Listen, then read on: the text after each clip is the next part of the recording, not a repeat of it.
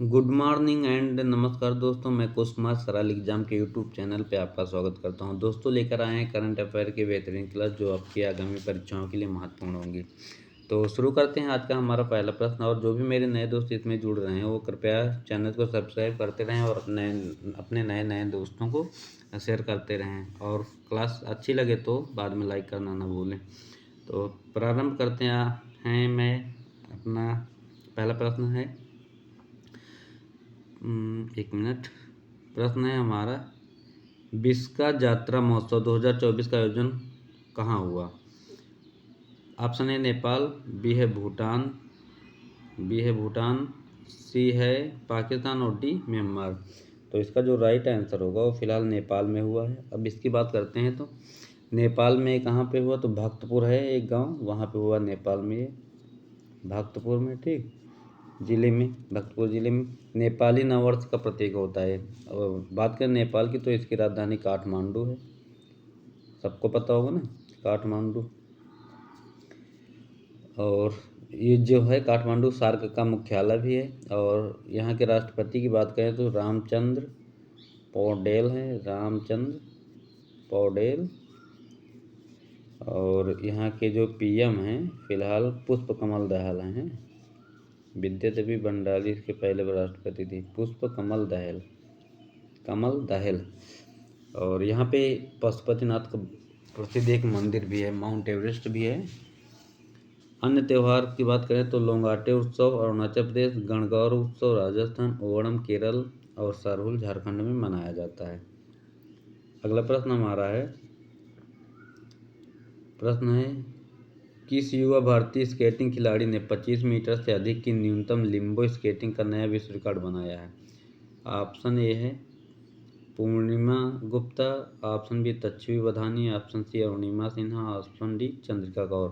तो इसका जो सही जवाब है तच्छवी वधानी है, ऑप्शन बी है।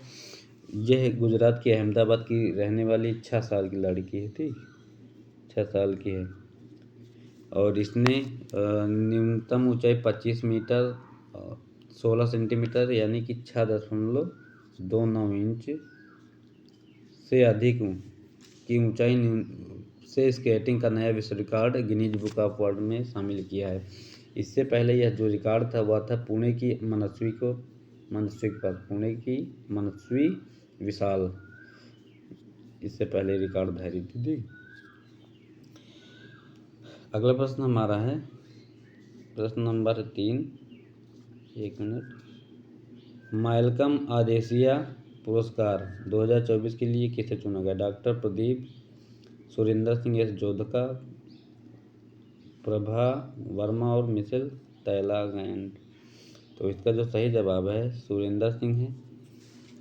अब इसके बात करें मैकलम अवार्ड की, तो मैकलम और एलिजाबेथ आदिशेषिया ट्रस्ट ने 2 प्रोफेसरों के लिए वार्षिक डॉक्टर मैकलम आदिशेषिया राष्ट्रीय पुरस्कार 2024 की घोषणा की।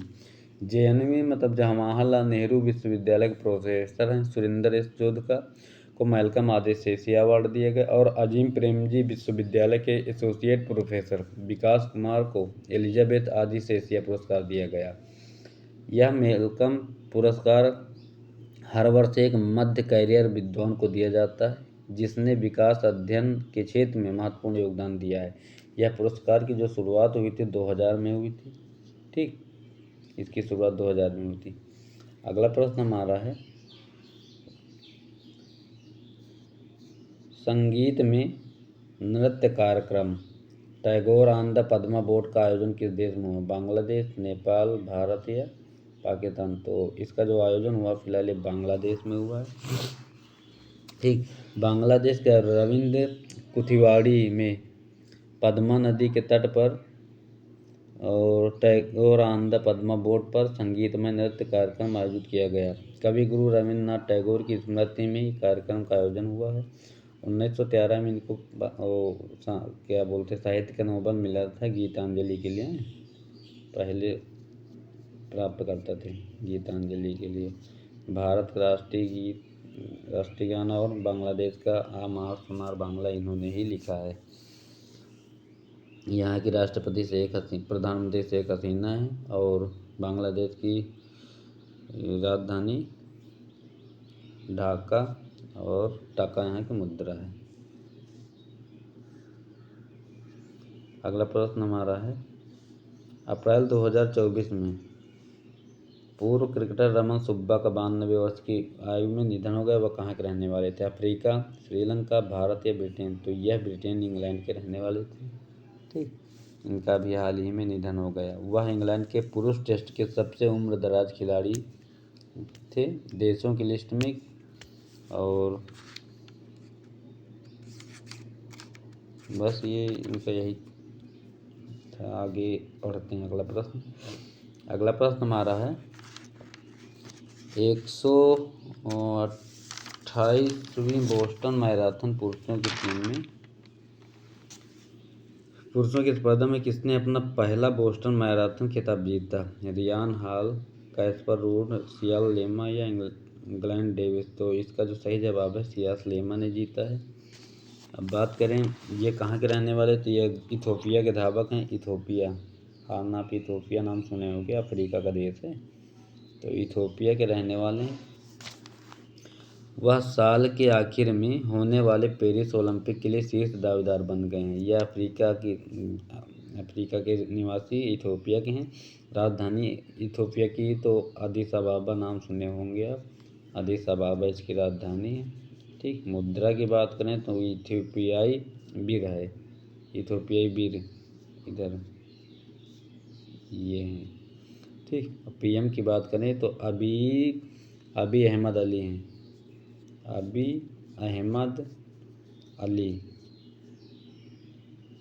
अली। ठीक, और इन्होंने जो रिकॉर्ड बनाया है 2 घंटे 6 मिनट 17 सेकंड में। 2 घंटे 2 आवर 6 मिनट एंड 17 सेकंड में। अगला प्रश्न हमारा है, 3 दिवसीय सेतो मछींद्रनाथ यात्रा 2024 कहाँ समाप्त हुई? नेपाल, बांग्लादेश, भारत या भूटान?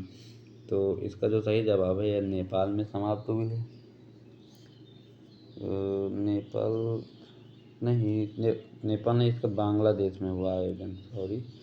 बांग्लादेश में हुआ। ठीक, बांग्लादेश में काठमांडू में हर साल बसंत ऋतु में होता है। यहाँ 3 दिवसीय रथ उत्सव होता है जिसमें बारिश के देवता सेतो मछींद्रनाथ का सम्मान किया जाता है। ठीक,